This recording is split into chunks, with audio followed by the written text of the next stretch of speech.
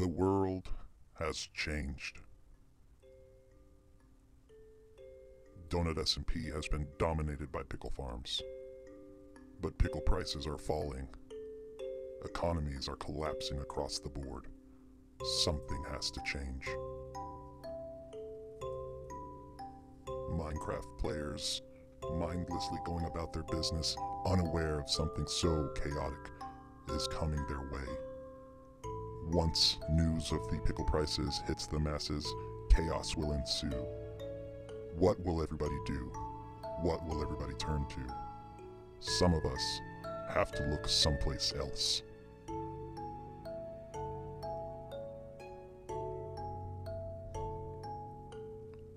The new meta practically fell into our laps. This new money-making strategy is so good, it is out of this world. Stick around and we will show you what we found.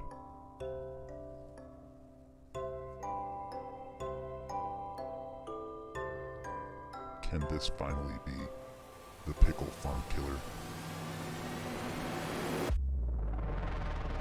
Welcome back, everybody. I know that you have been waiting, and I hope this doesn't disappoint. There are a couple things that I want to mention real fast, so I really hope that you don't skip ahead, because it's important to understand the numbers. We have released this on our Discord to beta members, beta testers, and they didn't quite grasp it off the bat. Once I explained it, they are as excited as we are. We are releasing a moss farm. So I was a little dishonest when I said that this was not the new meta. It is only partially true. We are building a modular moss farm that is stackable. There are a few issues with moss farms that you need to be aware of, but let's go over the numbers and why we think that this is going to be the new meta. As everybody knows by now, pickle farms are going down in prices. They are going to go from $3 to $2. Now, a moss block is also $2. That doesn't sound super exciting just yet, but let's talk about how much a moss farm produces versus how much a pickle farm produces. A pickle farm can produce 5 pickles per bone meal. A moss farm can produce up to 28, in our testing, on average, 28 moss blocks per bone meal. But it can also produce, on average, 1 wheat seed per bone meal, which is $2, a flowering azalea, which is $3, a regular azalea, which is only 50 cents, and a moss carpet, or 4 of them on average, for a total of $2, because they are also 50 cents each. For a single piece of bone meal, you are getting a huge return. So let's put that into some number perspectives. If you take 3 stacks of bone meal for a moss farm, you are going to make $12,192. For a sea pickle farm at $3, the current price, you are only making $2,880. That is almost $10,000 for 3 stacks of bone meal, going in favor of the moss farm. For the sea pickle prices that are being reduced, the same 3 stacks of bone meal is only going to profit you $1,920, compared to moss farm's $12,192. Even if you are using sea pickle orders at $8, which seems to be the high end. We've seen it higher, we've seen it lower, but $8 is average. For the current price of pickles, at $8, 3 stacks of bone meal will only make you $7,680. Now, I hope you can see why we think this is such a meta farm. Now, let's talk about price per bone. Per bone, a moss farm makes $190.50 on average for every 1 bone you throw in our system. The sea pickle farm for $3 and $2 respectively is $45 per bone and $30 per bone. Now, for the $8 sea pickle farm, it'd be $120, but from now on, we're going to focus on the slash sell.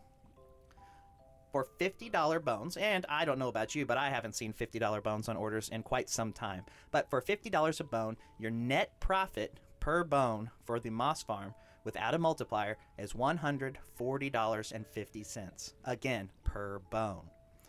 For a sea pickle at $3, you are losing $5 on slash sell. When the sea pickle price drops to $2, you are losing $20 per bone. So if you are a new player, or even a player that has been doing this for a long time but doesn't have a huge multiplier, there is no way to be profitable with sea pickles using /sell. So that means that all of your sell multiplier that you would be getting by selling is going to those users higher up in Baltop that are buying orders for pickles or whatever in bulk, and they are getting your multiplier. And I'm tired of that. So we are creating a farm to help you get a high multiplier, to help you become the Baltop player, and you are the one controlling the orders. Now here's the downside. Bone meal per hour.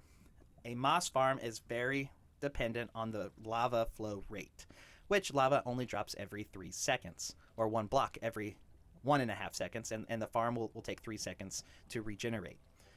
So that means that we can only push 1,200 bone meal per hour per farm, whereas per module. A sea pickle module can push 14,400 bone meal an hour.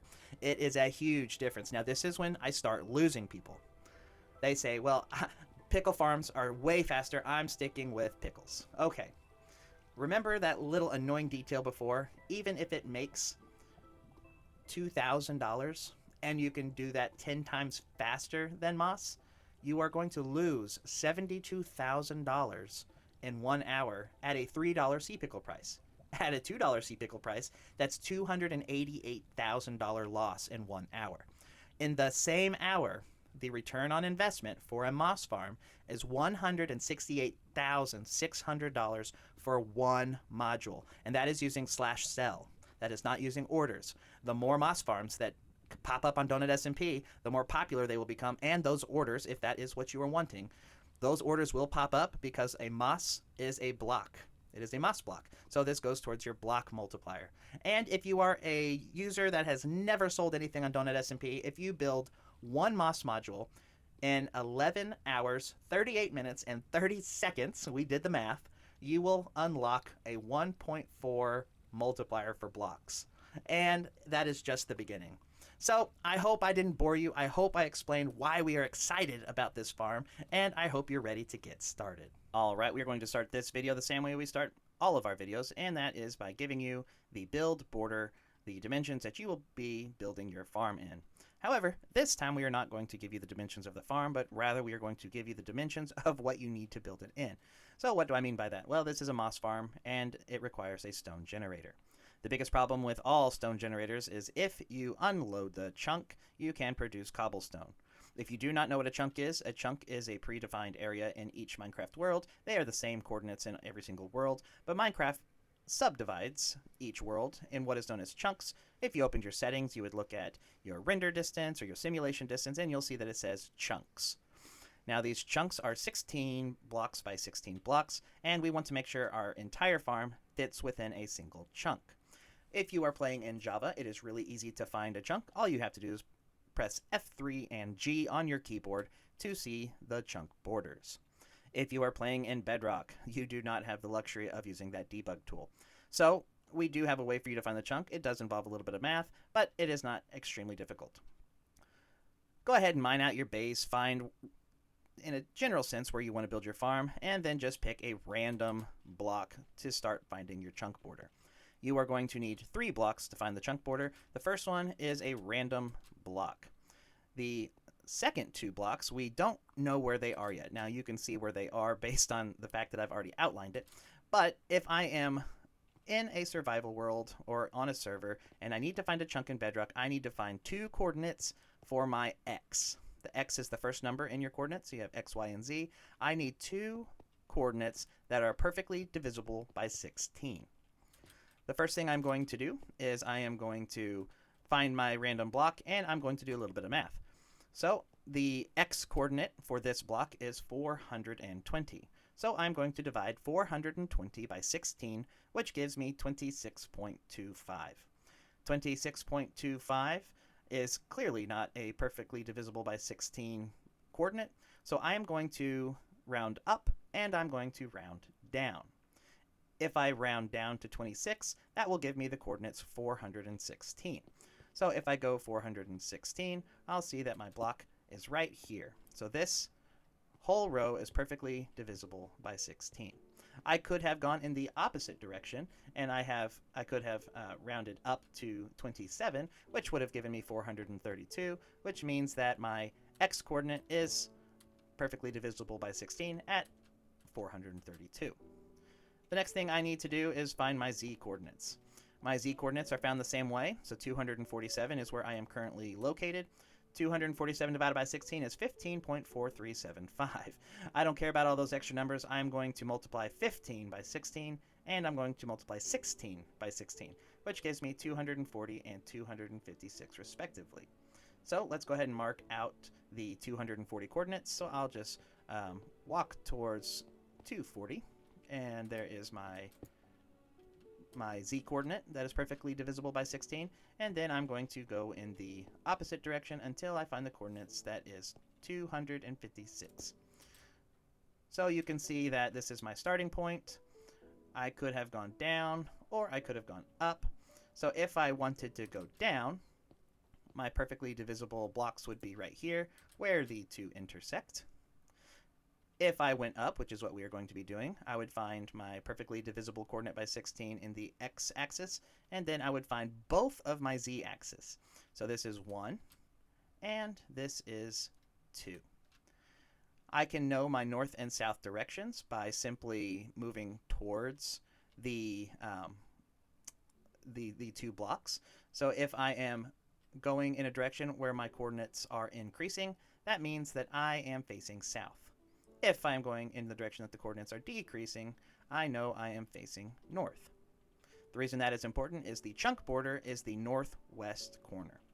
So I know that this is my northwest corner, and I can confirm that by counting out 16 more blocks. 1, 2, 3, 4, 5, 6, 7, 8, 9, 10, 11, 12, 13, 14, 15, and 16. So this would be the corner of one chunk, and this would be the corner, this would be the corner of a new chunk. And you can do this over and over and over and build your farm accordingly. I know that's a lot of math, and hopefully that helps. There are several tutorials on YouTube that can probably explain that better than we did, but we wanted to give you the basics on how you would do it. All right, those are your dimensions, which is just a chunk, 16 by 16. The farm is slightly smaller, but it does all fit within that 16 by 16 area. Let's talk about the material list real quick. These are the materials that you will be needing. Instead of wasting time reading them all off, you can pause this screen, but just know that you will be needing some blocks that cannot be converted into moss. So this cannot be stone, it cannot be deep slate. Anything that is next to moss when you bone meal it that can convert into moss cannot be used for the majority of this build. You do need some blocks that can be converted to moss, so this can be stone. These will be converted after we turn the farm on, so they are temporary blocks if you would rather build out of dirt, or if you have a surplus of cobble or a surplus of deep slate. You can do that instead, but since this is a stone generator, we will be using stone to show you where those come into play. The rest of the materials are pretty straightforward, so we will go ahead and move on to the second chest, which is just a plethora of buckets filled with lava or water.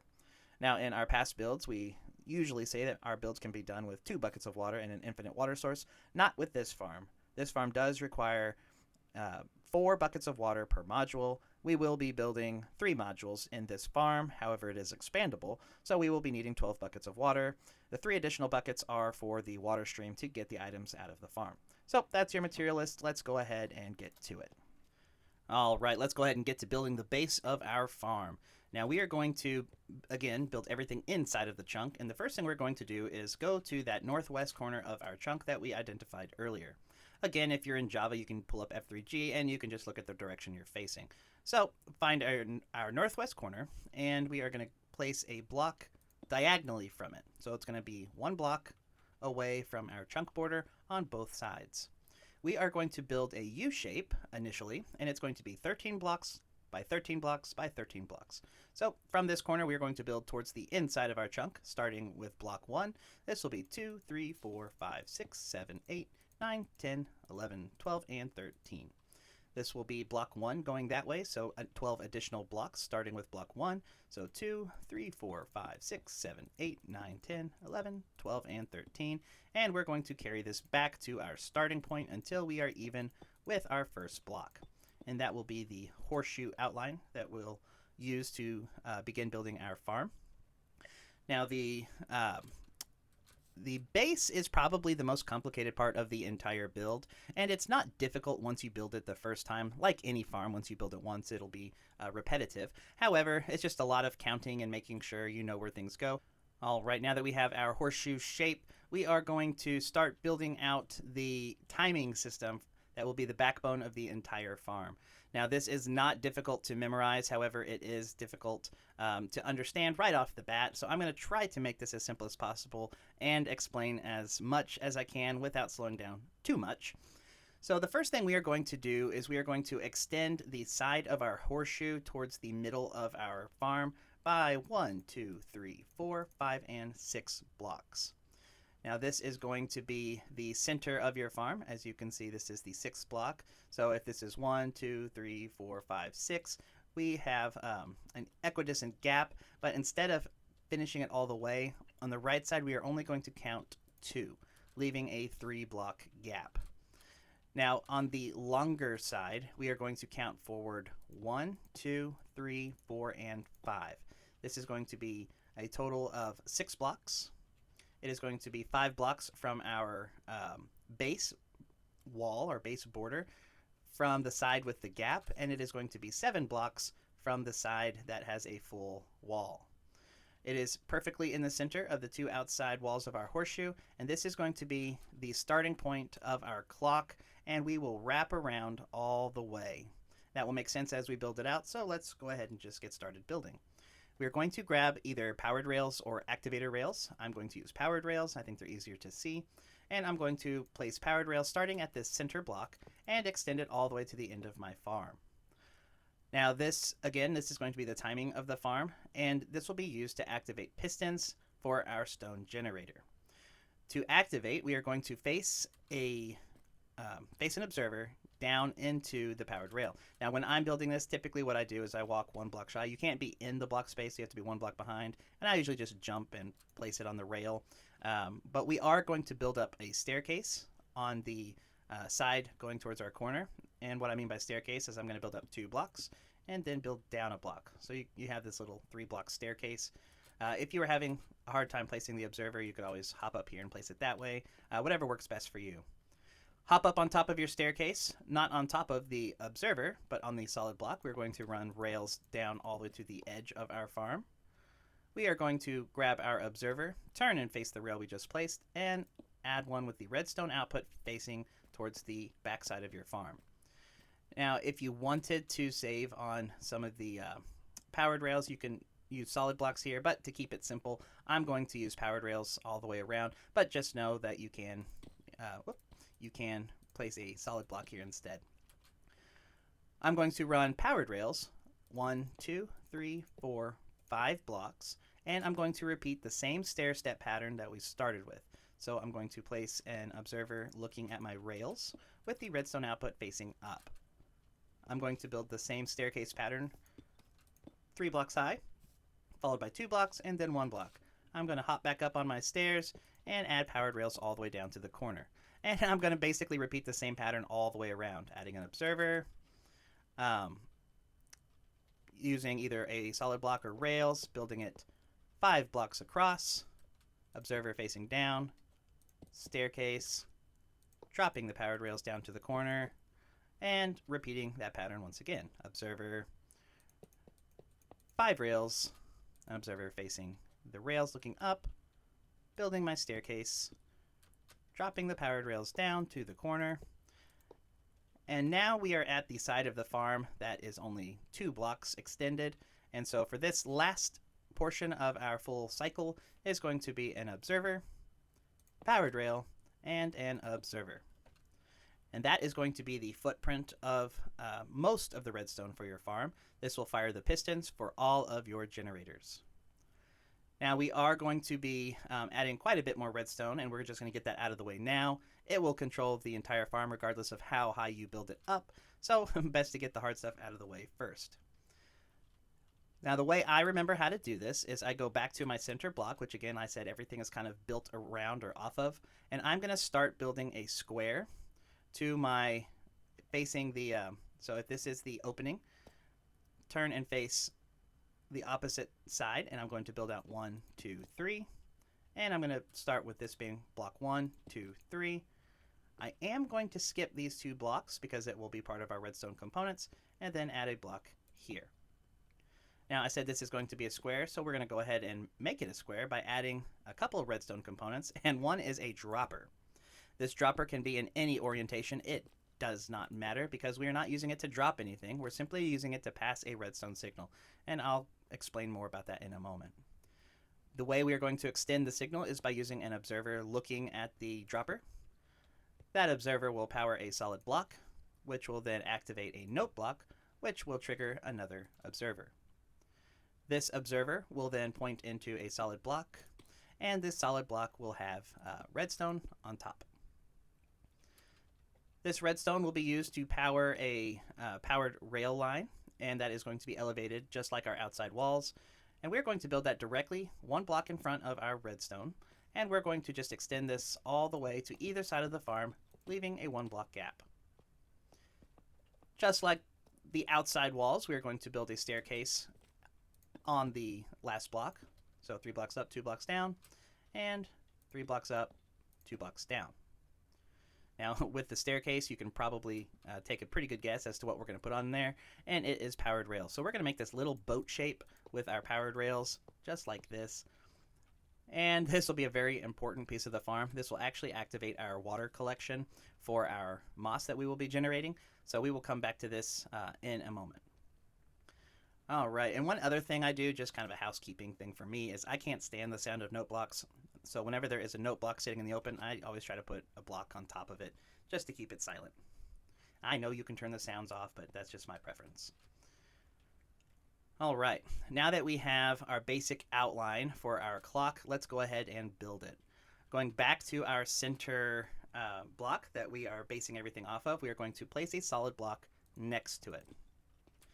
We are going to stand on that solid block, and in both corners closest to you, one will be on the observer and one will be the opposite corner, you are going to place 2 solid blocks. Starting at the solid block, we are going to place a few repeaters, quite a few. We are going to start with a repeater on a 4-tick, looking away from your rails. Hop over, place a repeater on a 3-tick.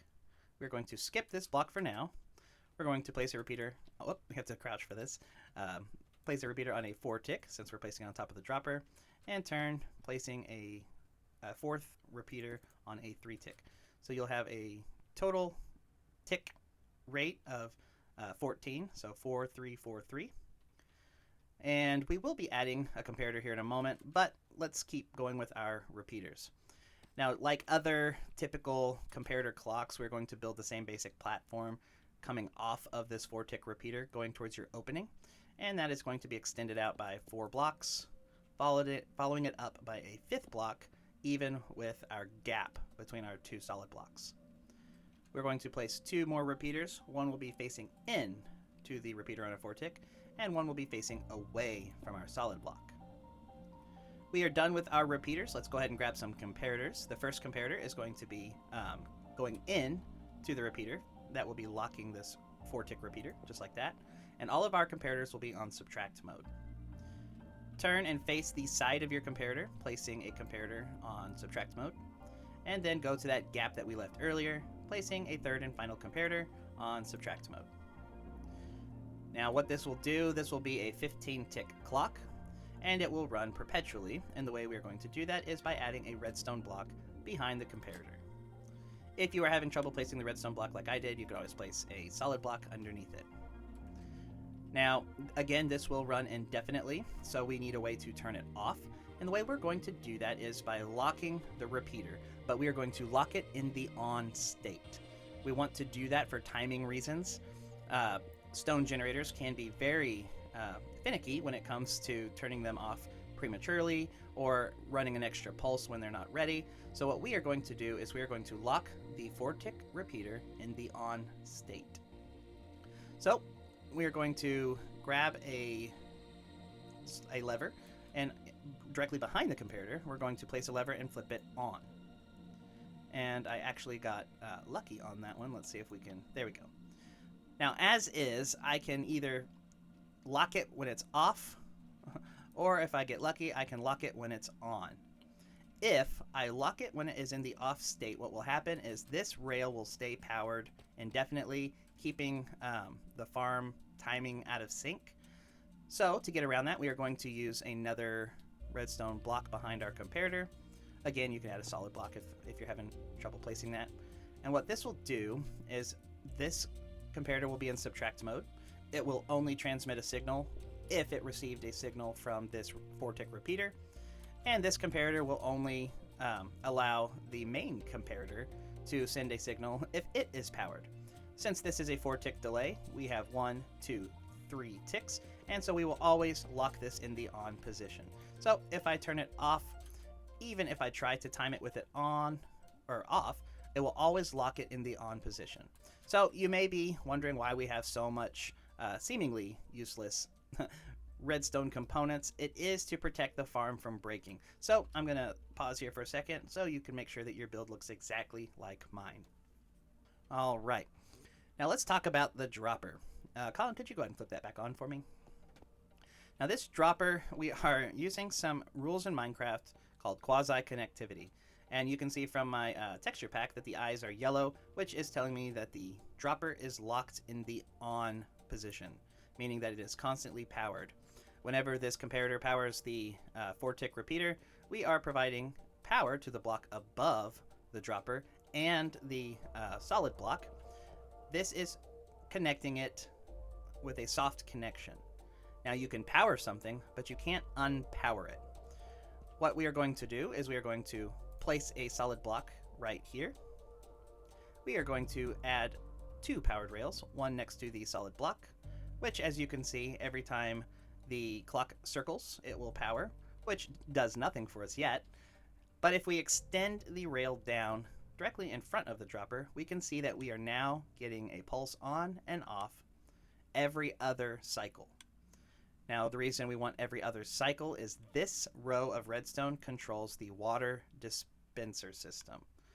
We need the first cycle to bone meal the moss.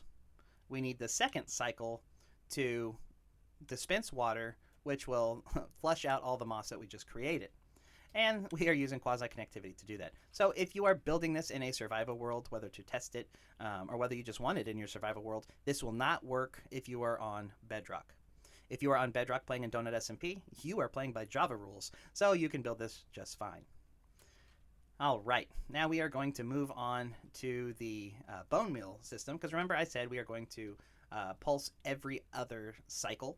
To do that with the dispenser, for the bone meal, we are going to go to the side of the farm where we've got 2 redstone blocks, and we are going to add an observer off of the observer on the side of the farm that has the opening. So an observer right off the side, and then we are going to connect it with a note block, and then a second observer on top of the redstone block looking into the note block. So at the end of our cycle, this will be second to the last to fire. This will be the final piston that fires. And once we have fired all of our pistons, meaning that the stone has been regenerated, we are going to power a sticky piston. But first we will add a solid block, sticky piston, and then an observer off the side of the sticky piston with the redstone output facing up. So the face will be looking down. Now we will leave this here for now because we have to do something with it in a moment, but before we do, we are going to extend our redstone components up a level, and this will be the basic pattern that we will follow throughout the rest of the farm. Whenever we have an observer facing up, we will have a note block on top of it, so we're going to add note blocks on all of the observers facing up, including the observer that we just placed next to our sticky piston. Now, the reason I said for now, because of the way the timing needs to be for the farm, we actually have to spit out the observer from being connected to our sticky piston while the farm is in the off position. So the farm is currently in the off position, so if I right click the note block, it will spit it out, and this is actually the starting position of the farm. So the first loop will be water, the second loop will be the moss, and then water, then moss, and so on and so forth. So that is the most important thing not to forget, or your farm timing will be completely off. Alrighty. Now the next step is to extend our redstone components up again. Like I said, this farm is going to extend all the way up, and it is stackable. So every time we add a layer, we add more redstone components, and you will see a pattern emerge. So we have an observer, note block, note block. And we're going to do this on top of all of our note blocks. So go ahead and add note blocks to the top of each of the note blocks we already have, including the two on the sides. So there will be 6 in total. Now these, I call them redstone towers. They're not really, I mean, they're redstone towers. It's kind of like a torch tower, but more friendly with components like pistons and dispensers and observers. So whenever we place down a note block or an observer on these 6 locations, you are going to do the exact same for all 6. Over here on our, what I called the boat earlier, the rail, we are actually going to stagger it up by 1. Now, I'm going to go ahead and place these now so you can see it. But on the top of our staircase, we are going to add observers. So the tower, for the 6 towers will be observer, note block, whoops, observer, note block, observer, and that pattern will continue and repeat. The same pattern will be true on the 2 above the boat, except it is observer, note block, observer, note block, and if we look at them side by side, you will see that the 2 are staggered up by 2 blocks, or I guess maybe you can think of it as being staggered down. And if you get that wrong, your farm will not work. Or it may work, but with very little returns. So that is going to be the foundation for the first layer of our stone generator. So the first thing we're going to do is start building out our solid platform. Now I'm going to find the center of the farm. So the side that is opposite of our sticky, actually let's go ahead and start on the side with the sticky piston. The side with the sticky piston, if we are to look at the clock, your opening will be on the left. You'll have 2 towers on the right, 2 towers on the left, and only 1 in front of you. Once you are in this position, we are going to go away from our sticky piston, adding 3 solid blocks, just like this. We're going to do the same thing on the opposite side of the farm, adding 3 solid blocks. And then we are going to connect all 3 solid blocks together all the way across the farm. So you can go ahead, you can do that from down here, but to save time, we're going to go ahead and just speed through this by connecting both sides all the way across.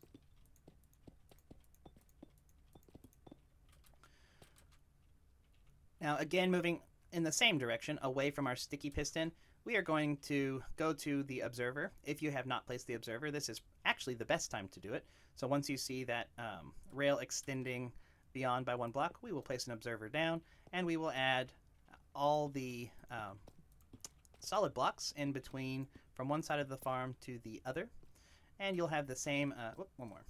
You'll have the same 2 block gap on both sides. So 2 blocks and 2 blocks. You will extend this all the way until you are even with the note blocks on the outside. Whoops. Competing for the same space. You won. Okay. Now, once you have this design, we're going to do the same design on the opposite side with quite a few exceptions. The first one being we have to run some redstone to get a dispenser right in the heart of our farm. So right in the middle of our farm, we are going to place a dispenser. This will be equidistant from both sides.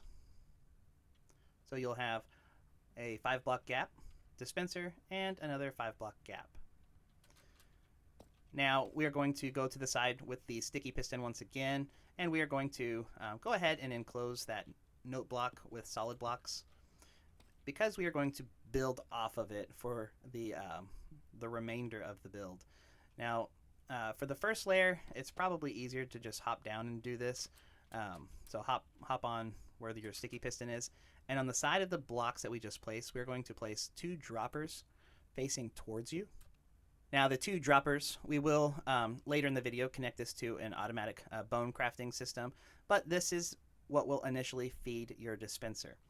Now, instead of using a lot of hoppers to accomplish this, we're actually going to use a lot of droppers. So place the 2 initial droppers, and then off of the second dropper, we're going to face another dropper towards you, stand on your dispenser, and place another dropper towards you until you get 1 block away from your dispenser. Turn and face the final dropper into the dispenser.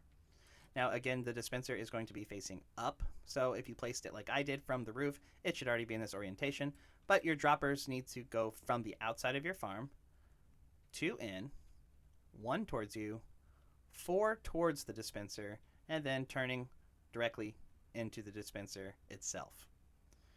To power the droppers, the first thing we are going to do is add a note block right in the middle of these 5 droppers. You are then going to power the dispenser from the note block with an observer. And we are going to go back to the first dropper, and right at the turn, we are going to place an observer with the arrow facing towards you, so the face will be looking away. Once you have done that, you're going to place 1 more observer with the arrow facing towards you, and as you can see, we fired those droppers with the face looking away. Now this is where those oak fences or sprues or whatever you have come into play. You're going to place a fence on the face of the observer. Now we are going to activate the face of the observer with a trap door. So grab your trap door, and on the bottom, again, you can do this from down here. You can stand on your staircase, place it on the bottom of the fence. If you tried to do anything other than the bottom of the fence, well, let's go ahead and just add it. I'll show you. Place it on the bottom of the fence and go to our note block. You can actually stand on your trapdoor to do this part and face an observer looking at that last note block. If you flip that trapdoor, you'll see that every single dropper, including the dispenser, is activating, with one exception, the very outside dropper. And we will talk about that as we build the farm. If your trapdoor does not open and connect to the fence, that means you didn't place it on the bottom of the fence, and you'll need to break it and redo it. So always test to make sure that your trapdoor opens towards your fence post and that it connects when it does. The rest of it is actually pretty easy. There is 1 gap that we are going to leave in the middle for our exit for our moss, and that is going to be 1 block away from the note block. So add a block, skipping this space, and adding a 2nd block, again skipping this space right above your boat and right above your note block. Fill the rest of it in the same way we did on the opposite side. So we are going to go all the way across, filling in our platform, making sure that you don't accidentally close in our exit. Here is our observer over our powered railboat, and we're going to extend this, having the same 2 block gap that we had on the opposite side. And like I said, just cover all of it with solid blocks until our entire, whoop, there he goes again, trying to steal my blocks, until we have the same outline that we started with on the opposite side. Now, for the side with the note block, we're going to go ahead and prep this now. This isn't necessarily required, but we are going to go ahead and prep this now by adding a solid block next to our note block, and we will be following that all the way up, but it is not strictly required. And that is the first layer of your first module. I know it looks a little scary, but I'm going to pause here for a moment so you can get a good view before we move on. All right, now the next layer is very similar to our previous moss farm that we use for our bone meal generator, and it's the same concept. We're going to have pistons that push out stone that is generated with water and lava. The biggest difference, you can see the platform is quite a bit larger. We are going to create all of the stone on a single platform instead of doing a tiered platform. This saves space vertically, it allows us to stack it, and we actually think it's quite a bit easier. So the first thing we're going to do is add our pistons. So go ahead and hop down into your farm. Not that you're probably flying in survival, but we are going to find the center of each wall, which is easy to identify on the ones that have the note blocks. We are going to add 3 pistons on both sides of your note blocks. We are going to do this on all 4 sides. The side that does not have a center note block, you are going to just, you are just going to split the piston. Well, I guess it is a center note block. The side that has an extra note block, you are just going to position it right in the middle. And you're going to do this on all 4 sides. We are going to go ahead and add our observers. So again, that pattern that we discussed earlier, observer, note block, observer. We're going to go ahead and add those observers in between each of our pistons. And we are going to add it in the corner. And we are going to add it in the redstone tower that will power the dispenser for the next layer. So if this is the top of your farm, this part is not required. This is extending the signal up for the dropper and dispenser, or the droppers and dispenser, for our next layer. Now, like I said, we are going to stagger this by 1. So on top of this observer, we are going to place down our note blocks now. And that is all the redstone for this layer. We are going to switch over to our stairs, and in between the piston and whatever block is in the corner, we're going to add stairs, and the stairs should be facing towards the pistons. Do this on all 4 sides. Placing it into the side of a note block, you do need to crouch.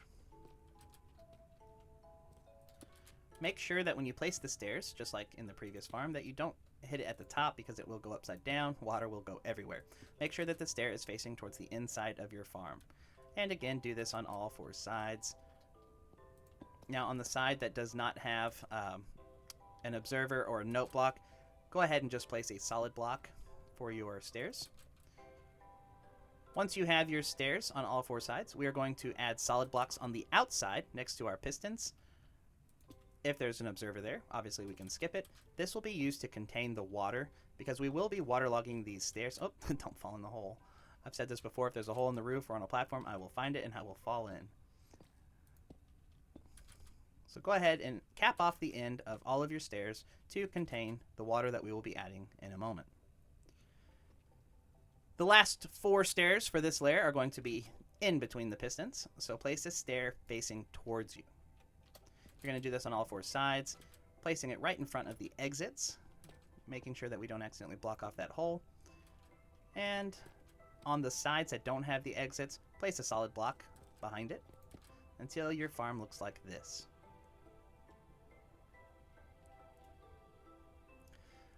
Moving on, this is where we are going to grab our stone. Now this can be dirt or deep slate if you don't want to smelt cobblestone or you don't have a silk touch to collect stone, and you almost always have a surplus of dirt, so you can do that here. I will be using stone because this is where the stone will be generating. So we are going to place stone all the way around the farm, 1 block in front of our pistons. We are going to extend this out 1 block again in front of our stone. Let's go ahead and just do that. I'll explain the next part here in a second. Once you have extended it out, you should have 8 2x3 blocks of stone in the middle of the farm to help the water flow out correctly. We are going to add a stone block in each of the 4 corners. Ha, beat you that time. And we are going to use this to build up our second layer. This will all generate and turn into stone once we turn the farm on, so we're going to ignore the rest of it. If you wanted to fill it in, you absolutely could, but before you do that, make sure you have a moss block on top of your dispenser. Again, we're going to leave the rest of this blank, but this is the bare minimum that we would recommend when building this out, so you don't get cobble prematurely, or water, or lava for that matter, don't spill outside of the barrier of your farm.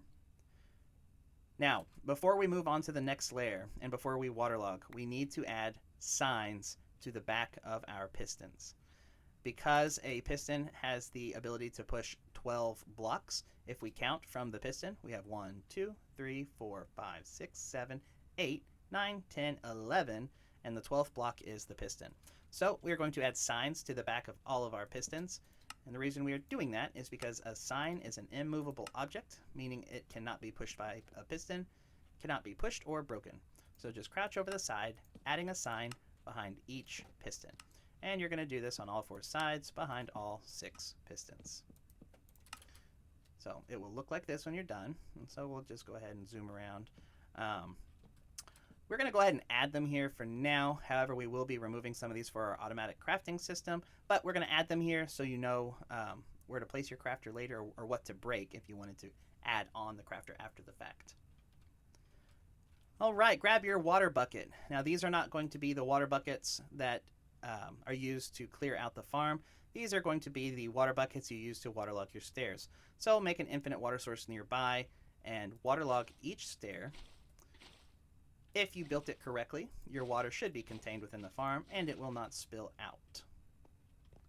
And it looks like we have done a good job.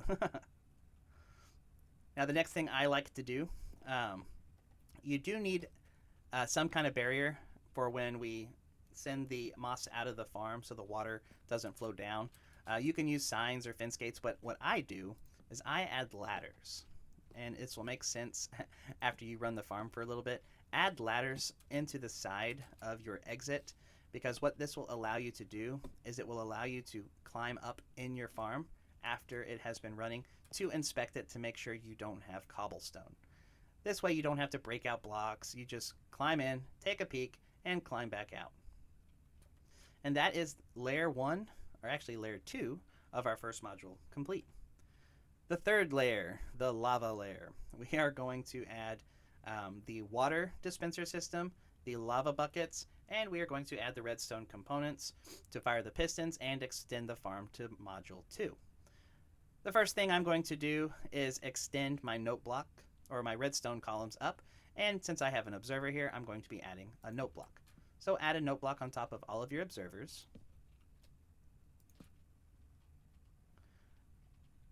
This is one of the areas that the note blocks do overlap. So on top of this note block, we are adding a second note block. So you can see it is observer, note block, note block. So this is the top of the 2 note blocks, and this is the bottom of the 2. So it does overlap on the top layer of our module. Your farm should look like this, and that is prepping us for the next step, which is the water dispenser system. Go ahead and grab an observer. Looking at the side of the farm with both of our note blocks. Colin will do the right side, I will do the left. They are identical. Hop down, face an observer, looking into the note block, just like that. Add 2 dispensers and face them towards the center of your farm.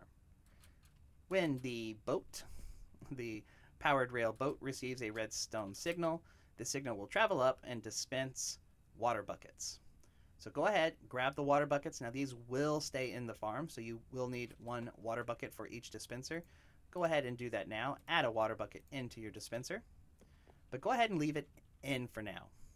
I'll explain this again at the end, but when the farm is off, the water is dispensed out.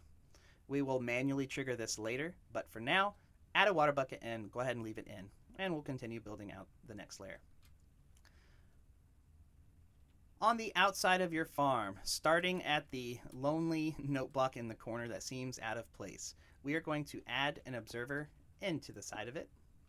Hop over your note block, add another observer into the side.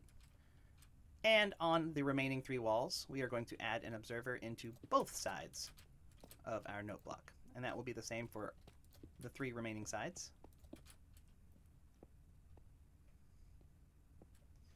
So the only difference on the outside wall is the side with 2 note blocks. Grab your solid block and we are going to build out the wall on the outside. You can skip the corner. What we are doing is we are building a trough to put our lava in. So add solid blocks all the way around the outside, covering up the pistons and covering up the corners.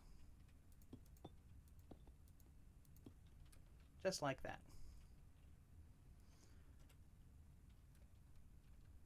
You can actually see it from the dispensers, but we are creating a trough. Now to finish the trough, before we add the remaining blocks, there is one more observer that comes off of the note block, and that just points in towards the center of the farm into a solid block. Now I like to use glass so I can inspect my farm. This can be solid blocks, but go ahead and on the inner perimeter of your farm, including the corner blocks, go ahead and outline it with glass all the way around, skipping your exits. And with our exits, we are going to place solid blocks. Oops. Uh-oh. Didn't mean to do that. Oh, goodness. We'll fix that in a moment. Shift-clicking your solid block and adding your ladder.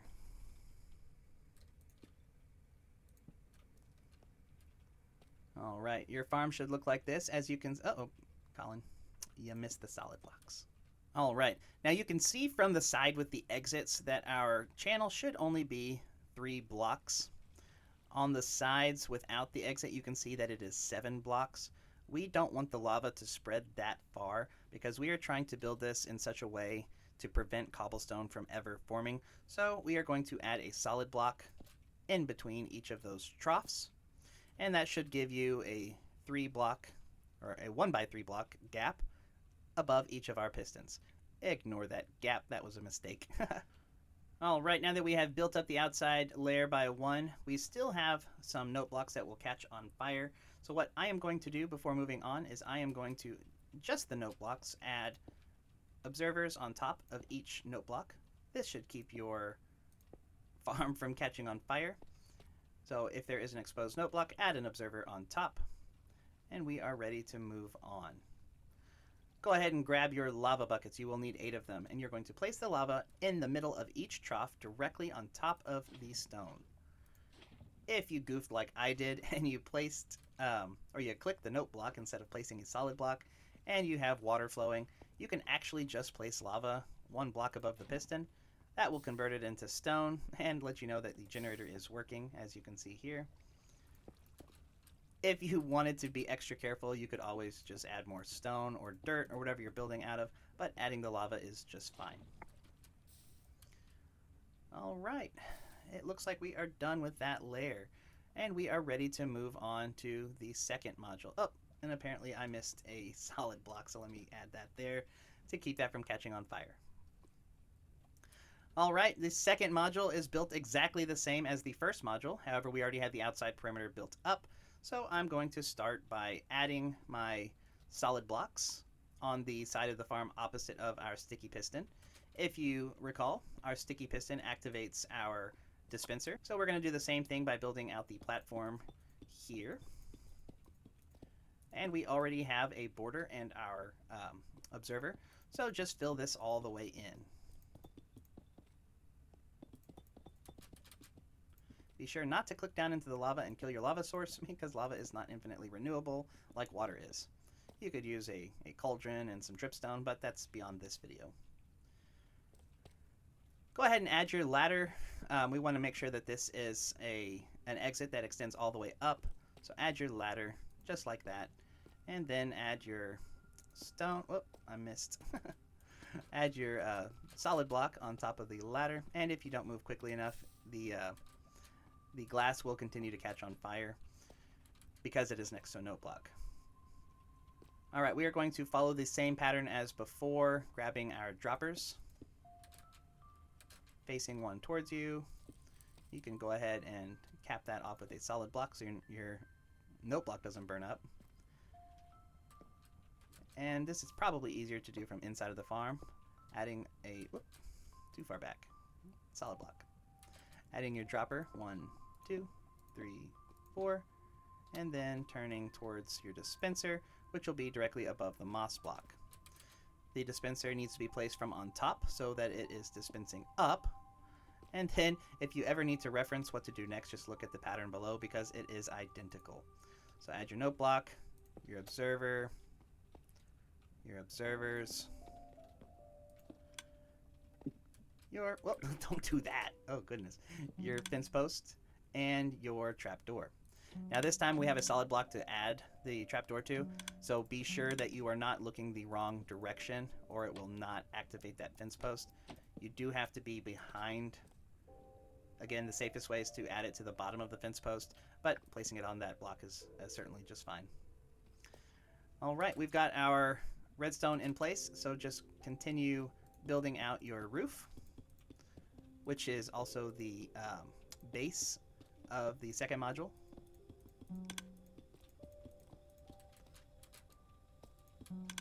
Covering in all the gaps that we did before.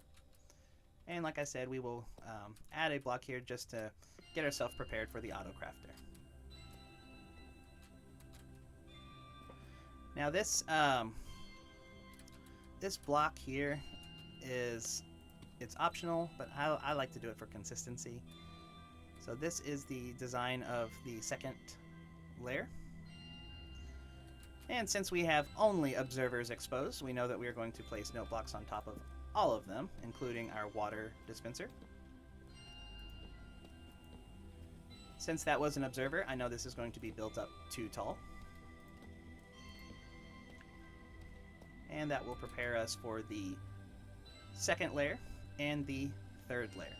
So let's go ahead and move on to it. It's the same pattern as before. Hop down, grab your pistons, and add 3 on both sides of your observers. On all 4 sides.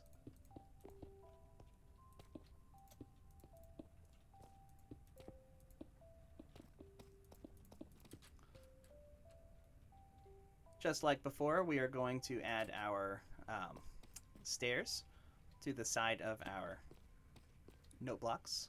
Whoop, make sure you don't do that. I preach against that all the time, and I still do it. So off the sides of your note blocks, catty corner from your pistons. Add a solid block on this side since we don't have an observer or a note block. Whoop, that's not what I wanted. I wanted that. There we go.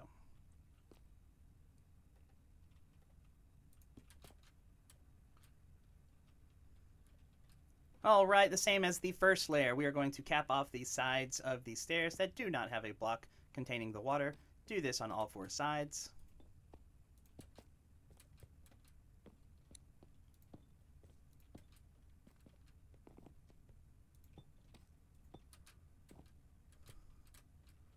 Until you have a full border all the way around. Hop back down, place your stairs facing towards the observer in between your pistons, and making sure that when you do that, that we don't cover up the exit.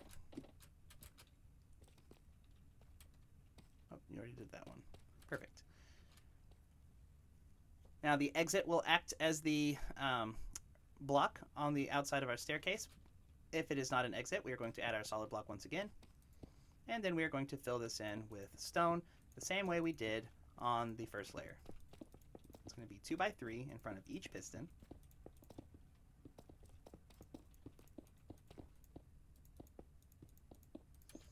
And once you have your 8 2 by 3 stone, we're going to top off the corners with a final piece of stone. And we are just about done with this layer. We need to add our moss block, so Colin, if you want to go ahead and do that. Grab your water buckets and waterlog all the stairs. Make sure that you place moss on top of the dispenser. Waterlog all of your stairs. Again, if your water spills out, that means that you didn't cap off one of the sides. You will want to do that, or you'll break something, whether it's redstone components or the farm itself. You generate cobble. Oh, and before we move on, let's go ahead and extend our ladder up once again. And we are done with the second layer of Module 2. The third layer, it's the same thing that we did on the first layer. We are going to start on the side with the lonely note block, place an observer facing towards the middle note block, and then place another observer off the middle note block in the same direction. And the remaining 3 walls, we are going to place an observer looking in both directions. Just like that. Go ahead and cap off the outside walls, so solid blocks on top of your... Oh, before we do that, it would probably be smart to add the signs that keep the pistons from moving. So before you cap off the wall, go ahead and crouch over the side, add your signs to the back of your pistons.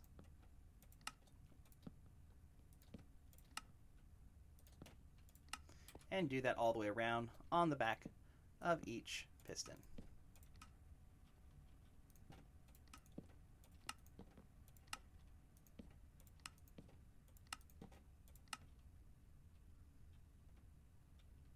All right.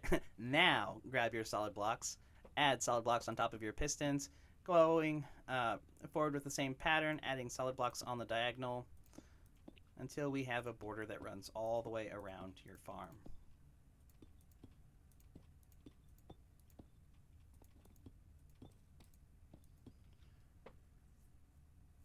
And once again, this side doesn't matter because it doesn't have a note block, but there doesn't necessarily need to be anything there. I just like to do it to keep everything clean.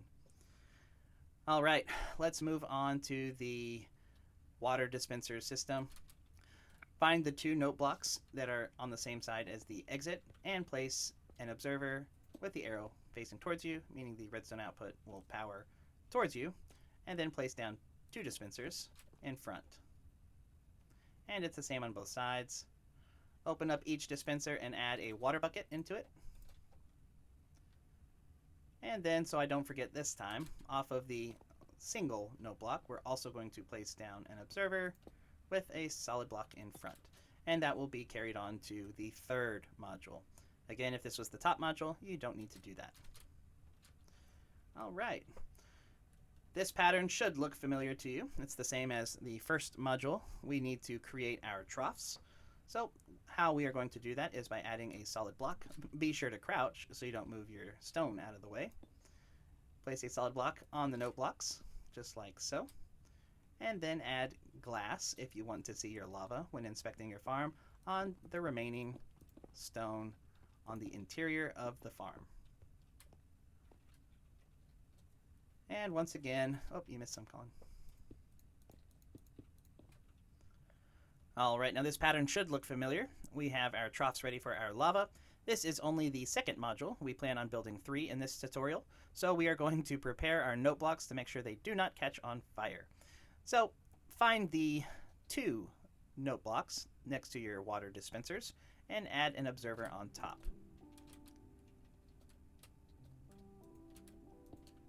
Now, a special note, if you misclick the observer and you accidentally click the note block instead of the placing the observer, you will dispense the water if you added your water bucket. If that happens, just click it again to pull it back into the dispenser and try again. What I usually do is I just stand on top of the note block, crouch, jump, and place the observer. All right, now that we have those 2 out of the way, we are going to extend our remaining 6 note blocks 1 more.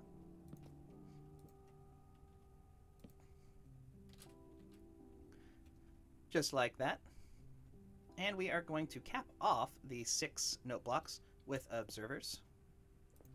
And you can do this easily in survival. Just hop on top, jump, or crouch, jump, and place the observer. Once you have done that, we're going to do a better job this time at completely encasing it so things don't catch on fire. So wherever there is a note block, just add a solid block all the way around it. Just like this, all the way around each face of your note blocks. On this corner note block, you're going to go all 4 corners. Obviously, the outside you don't have to worry about. That will keep your farm from catching on fire and prepare your 3rd module. Grab your lava, hop down. Since I didn't mess up this time, there's no water to worry about. So place lava in the middle of each trough, just like we did on the first module. And if we did everything absolutely correct, nothing will be catching on fire this time. And it looks like, indeed, we did it correctly. Go ahead and extend your ladder up, because, again, we want access to all of our farms, and we are ready for the next layer. Same thing as before. The side with the fence or the fence posts is your sticky piston side, so we will build out the roof all the way across. And you can just carry this same pattern all the way across,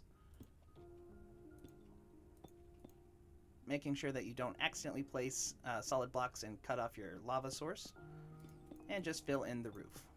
And Colin, you can go ahead and finish filling up the roof. I will start on the droppers. Hop down. If you need to reference the roof or the floor below, we are going to do the same thing.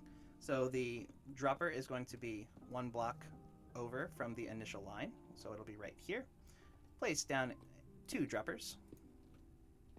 Turn and face a dropper towards you. Hop down and place 1, 2, 3, 4, and turn towards you. Now, if you are in survival, it's a good thing to add those ladders first so you can quickly climb up and place your dispenser, making sure that it is facing up. Same pattern as before, note block, observer, observer, observer,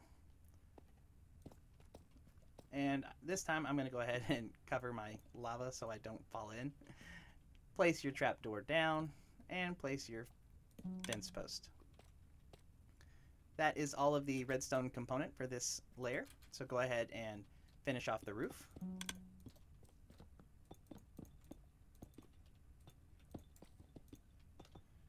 Be sure not to accidentally place a block down in your lava, killing your source lava block.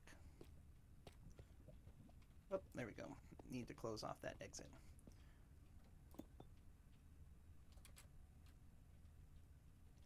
All right, we are ready to start the last 2 layers of the 3rd module. Now, again, same pattern as before. You can carry this side up. It kind of bugs me if it's not there, so I just carry that up all the way. All right, now, as I said, whenever we have observers, we know to add note blocks on top, so we can go ahead and do that now. Now, since this is our top module, for the redstone column that controls the dispenser, you do not need to carry this forward if this is going to be your top module. However, if you plan on adding modules in the future, I always run this all the way through anyway. It is not required if you are not adding another module. However, again, I like to do it. I just like to keep my options open. Same pattern as before. It is going to be 2 note blocks on top of the observers to remind myself that these are my water blocks, or my water redstone columns. I'm going to go ahead and do that now. That way they're all even. Just like that. Since we have built this twice already, we are going to go ahead and build this one a little quicker. So grab your pistons and place them down, 3 on either side of your observers on all 4 sides.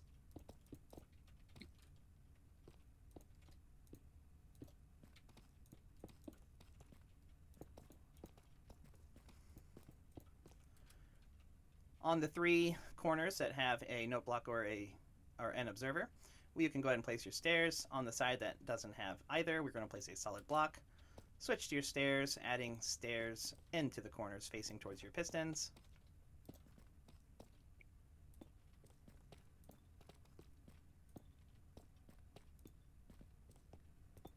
And capping off the outside with solid blocks.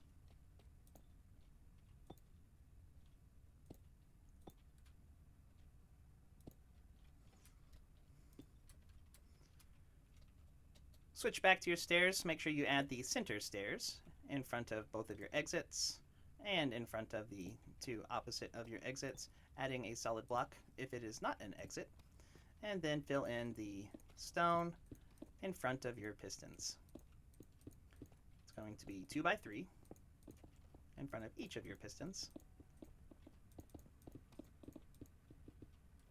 Once you have all 8 of your 2 by 3 stone blocks set out, add the stone in the corners, just like that.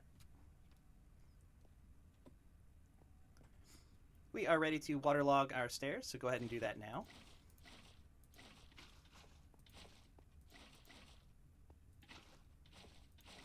And to quickly get up and down, we can go ahead and add our ladders so we don't forget, and then add a moss block on top of our dispenser.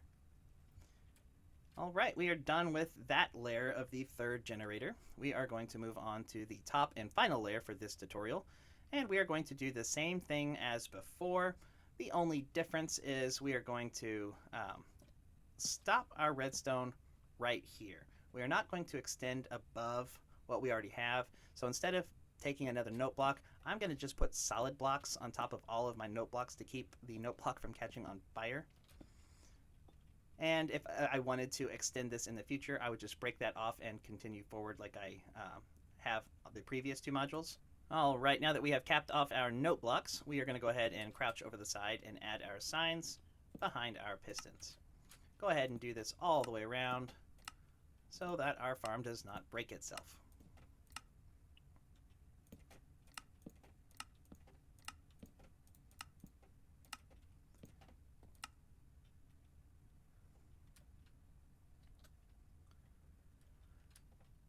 All right, now we are ready to add our observers. So go ahead and grab your observers, starting at the lonely little note block, placing one facing towards the middle note block, facing another one in the same direction, and then finish off the remaining 3 sides with observers going off of both sides of the note blocks.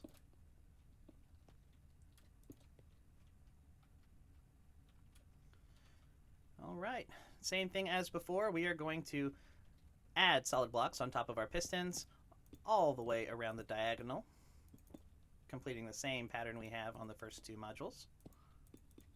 We are developing our trough for our lava.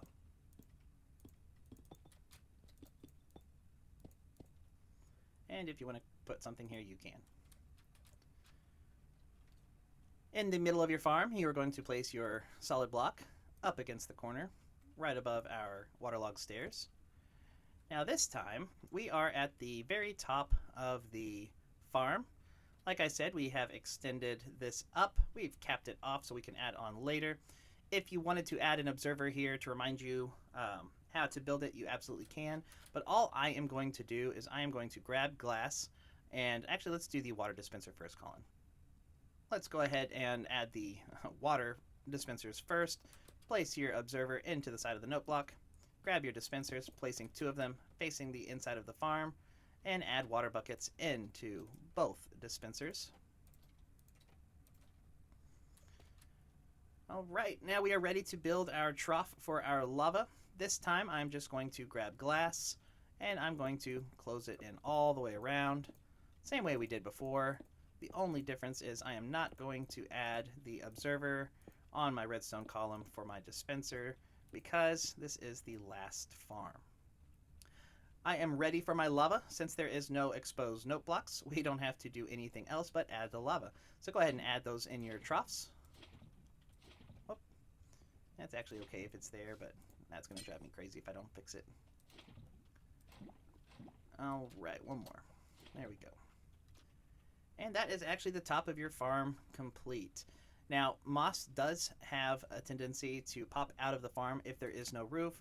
So what I do with these corner blocks, I just create a nice little glass platform all the way covering my farm, and it's a fun way of watching it. It's probably one of the more satisfying farms to watch. At least it is for me. I enjoy watching the mechanics behind it. So just make yourself a little glass platform all the way until you have capped off the entire area. And that is your moss farm complete. The 2 final steps is to add bone meal and to prepare your water.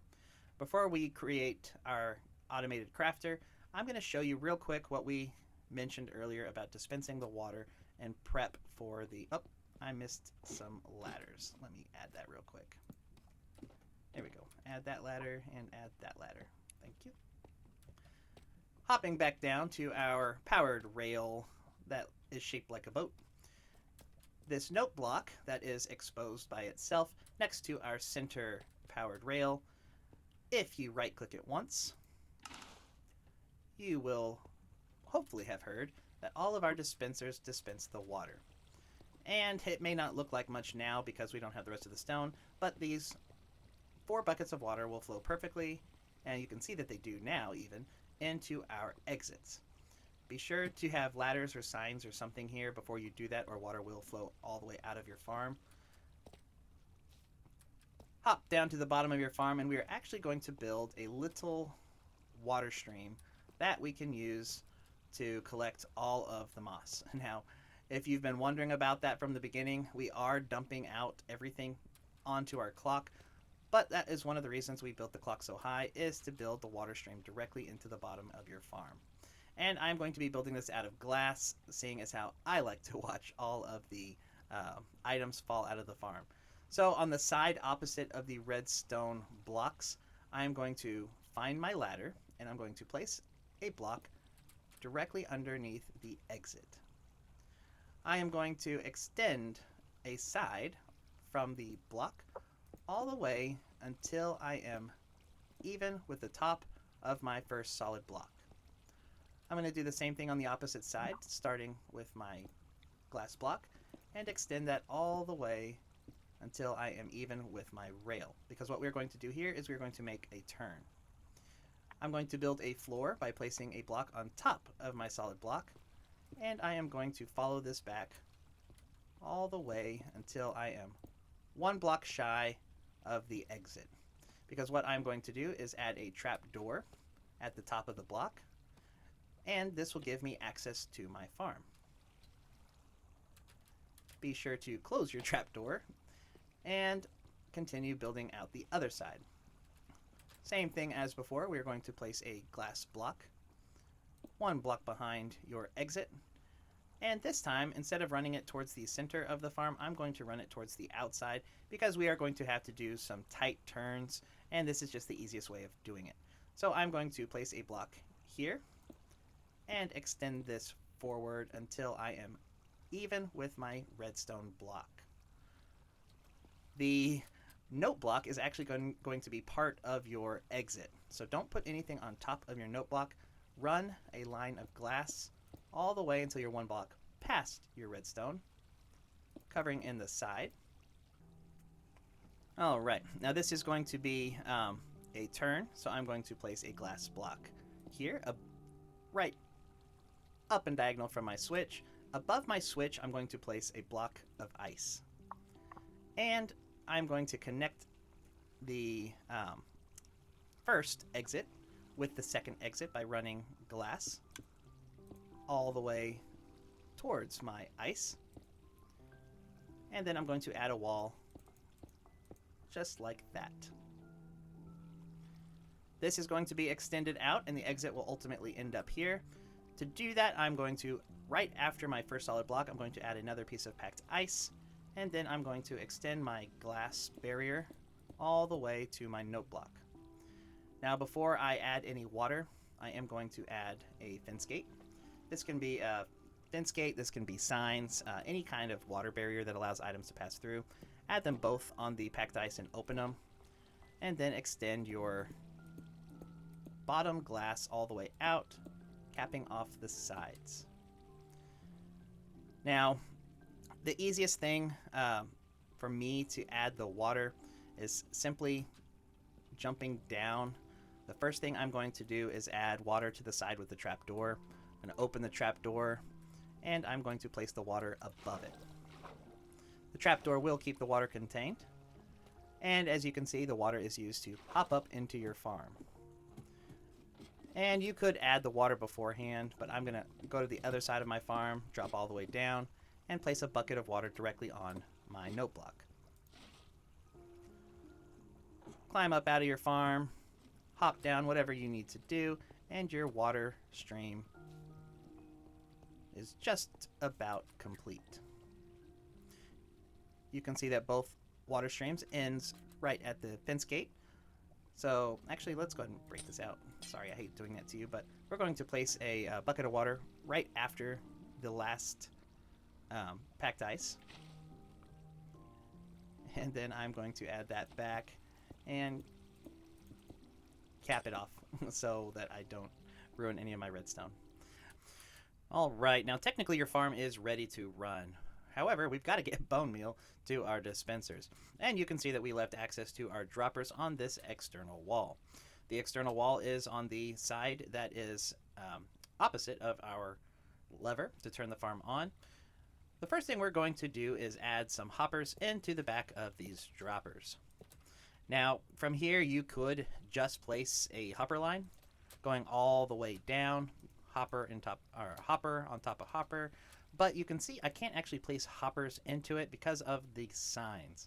So this is what I said earlier. We'll go ahead and add them for now, just in case we accidentally turn the farm on and forgot to do this part. But I'm going to go ahead and replace the, or not replace, but rather remove the signs from the back of the piston directly over our dropper.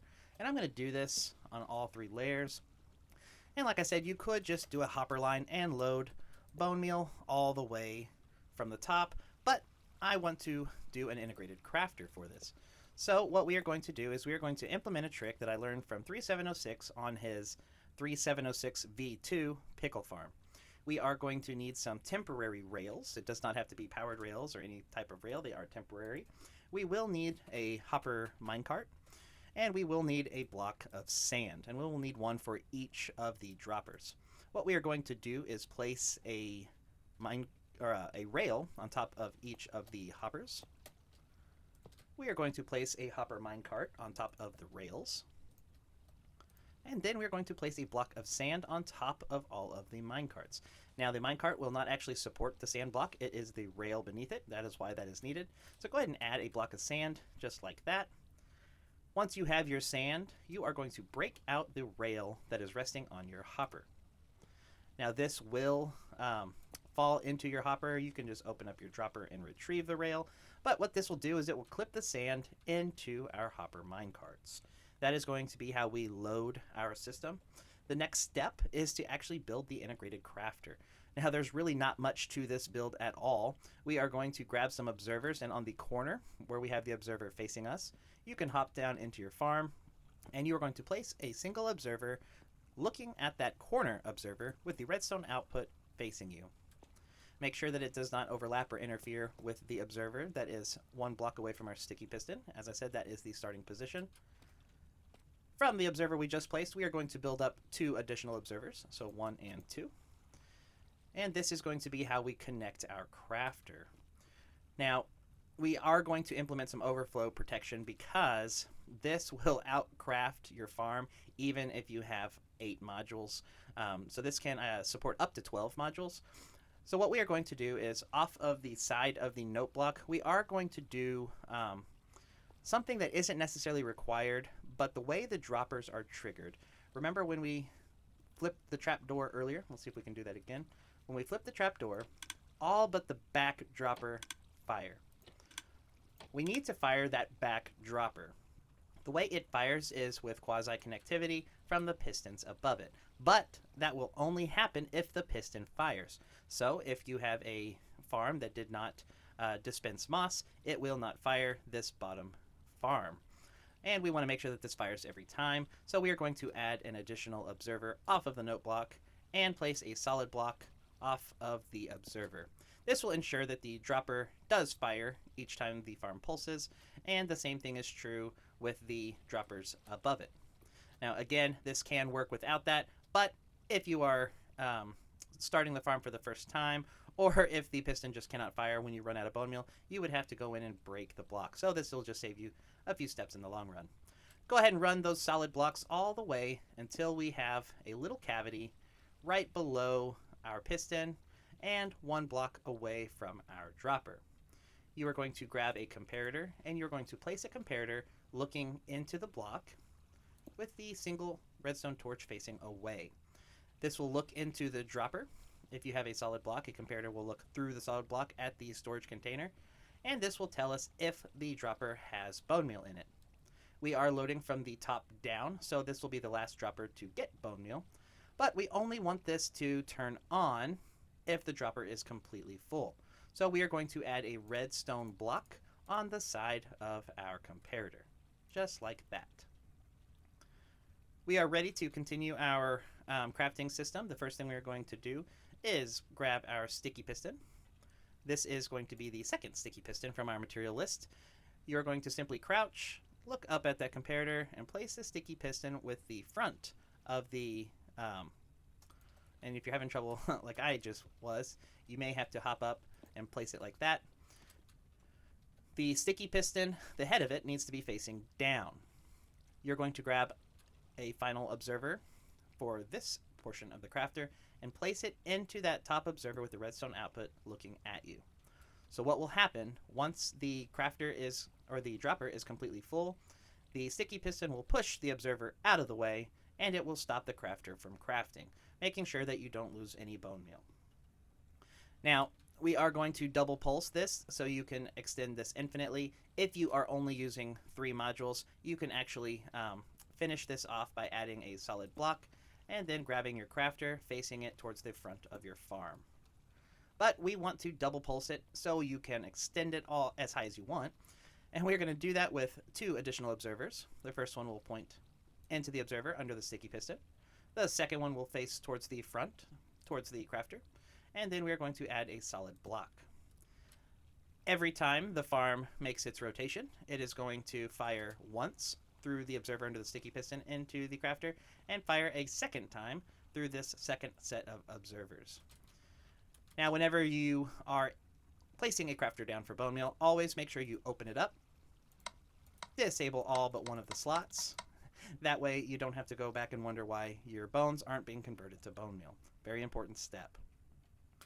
All right, now we are just about done. We need 2 additional items. The first one is the storage for your bones. Now, this is extremely simple. We do have enough space next to the farm to build this as high as you need it. You are simply going to grab a hopper, place it into the top of your crafter. You're going to place a double chest going towards your farm with a hopper going into the double chest. Place a second double chest also going towards the farm. And once you have this layout, you are going to zigzag the double chests and hoppers all the way up, just like you would a 3706V3 automated crafter or any of our storage systems for our item sorters. So you would just stagger this all the way up. Now Colin is going to go ahead and finish that off while I start working on the transport method to get the bone meal to the top of the farm. Because as you can see, the crafter is pretty much looking into nothing. So what we are going to do is we are going to grab a piece of soul sand and the block directly in front of our crafter. You're going to stand, look down, place a piece of soul sand. Now, if you know what soul sand is pretty much used for in these videos, it is for a bubble column. So what we are going to do is we are going to build a bubble column all the way to the top of our farm, and we are going to end it 1 block above our roof. And that will make sense here in a moment.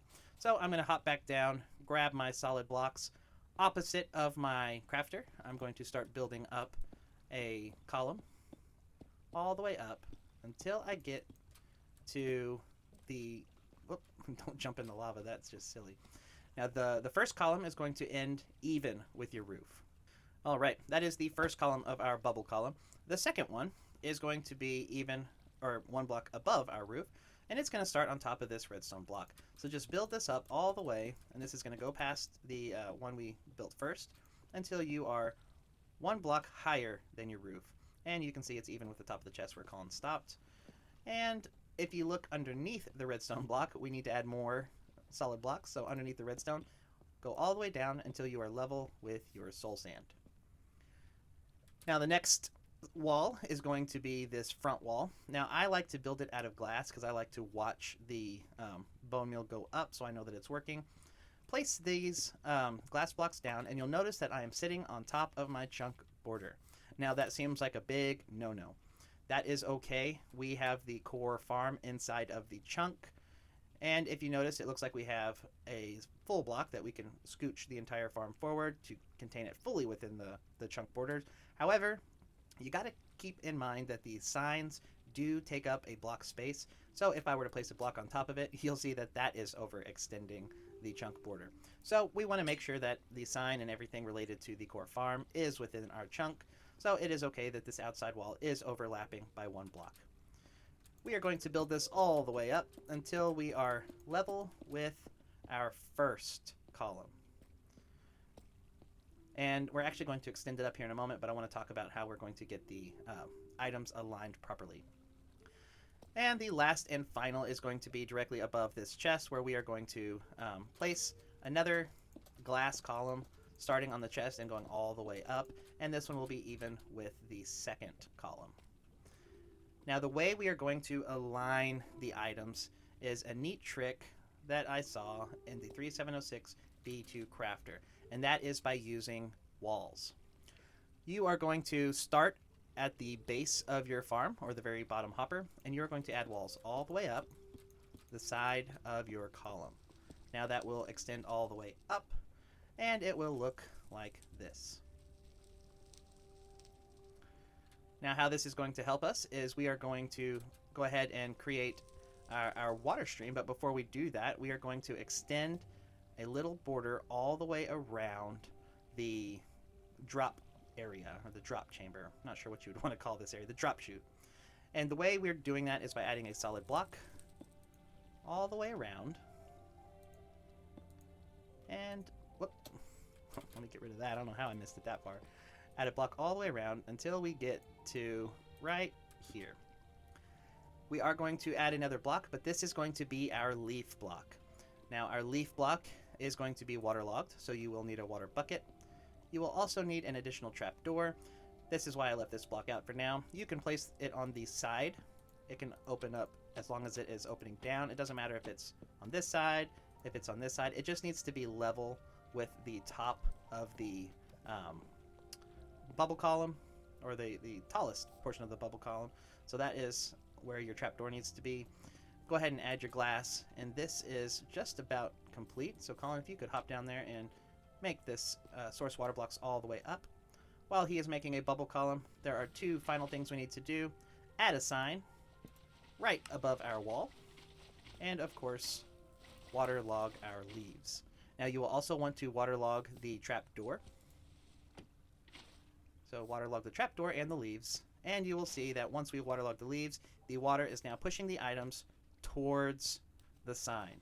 What that will do is it will item align all the way into the corner, where it will drop down and be pulled into the hopper minecarts. And it looks like we missed something down here. Oh, yes, you need glass underneath your crafter as well. My apologies. There we go. And that is your crafting system. The only thing you have to do now is load it up with bones, and you can continue carrying this on as tall as you want, but load it up with some bones. Colin, go ahead and throw some bones in there while I talk about the second piece of soul sand. Now, from our material list, you will notice that we listed 2 pieces of soul sand.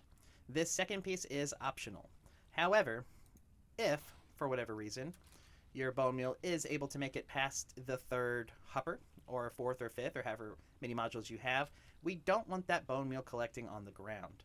Now you have 5 full slots of the hopper, plus 5 full slots of the hopper minecart to act as overflow, because we are shutting it off as soon as the dropper is full.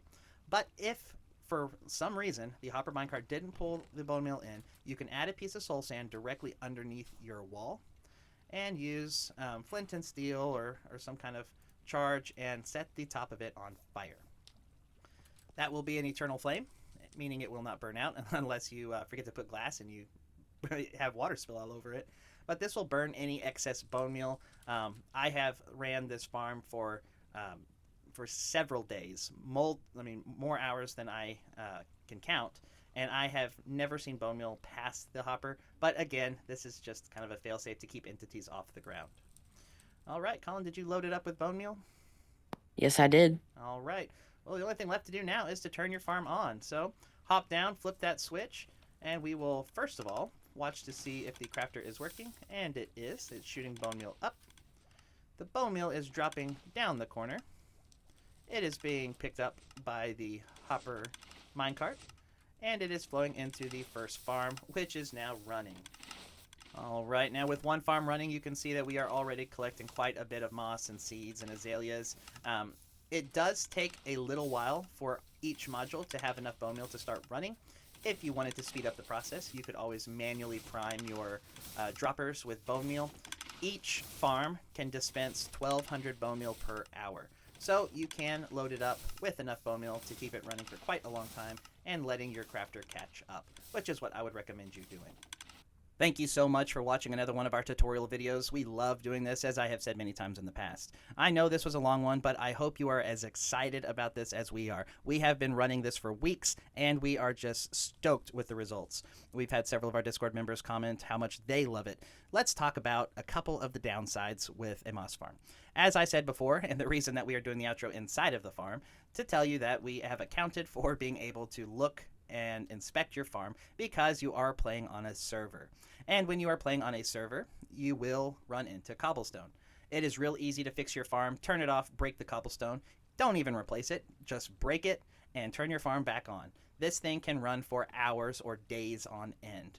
But if you do run into an issue with cobblestone, it is really easy to fix, and that's just the nature of moss farms, unfortunately. If you need any help, there is a link to our Discord in the description, so please come join us, be a part of our community. We are happy to help. We have a ticketing system with a team of mods that constantly work tickets, and you will see both C3DG Minecraft and myself working them as often as we can. Well, I guess I've already said it, but I am CD3 Daddy. And I am C3DG Minecraft. And we will see you again in the next video.